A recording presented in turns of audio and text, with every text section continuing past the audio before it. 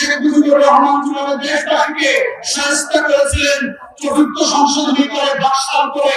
একইভাবে শেখ হাসিনা তার কন্যা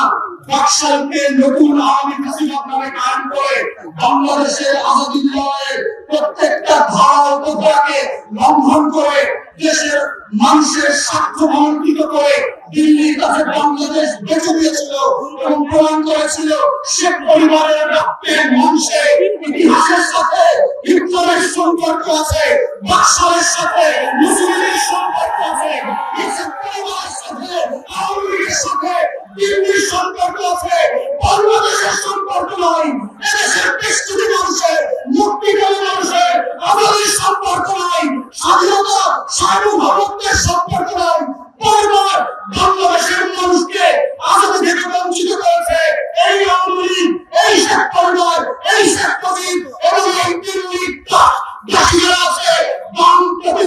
তথাকথিত সুশীল বাংলাদেশ দিল্লির বেকার সাংবাদিকের এই মূর্খ পাড়ারা এখন আবার চেষ্টা করছে নতুন করে গণমাধ্যমে বুদ্ধিজীবীদের কালচারাল ফ্যাসিবাদ কায়েম করে পিছনের দরজা দিয়ে আওয়ামী লীগকে ফেরত আনতে।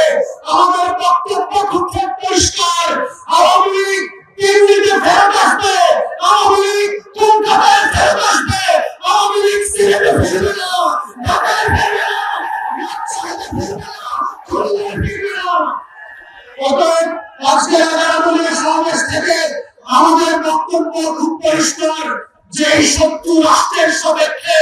বাংলাদেশ নামক রাষ্ট্রের জন্ম হয়েছে, যেই রাষ্ট্র থেকে আধিপত্যবাদ থেকে মুক্ত করে বাংলাদেশের আজাদী স্বাধীনতা সার্বভৌমত্ব সংরক্ষণ করার জন্য শত শত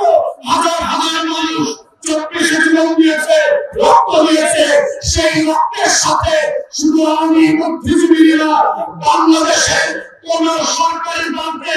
গ্রেফতারি করতে দেওয়া হবে না। আমরা সরকারি দলকে বলছি পরিষ্কার করে, যদি আওয়ামী লীগকে পুনর্বাসন করার চেষ্টা করেন তাহলে আপনারা ১৭ বছরের রাজনৈতিক রোজগার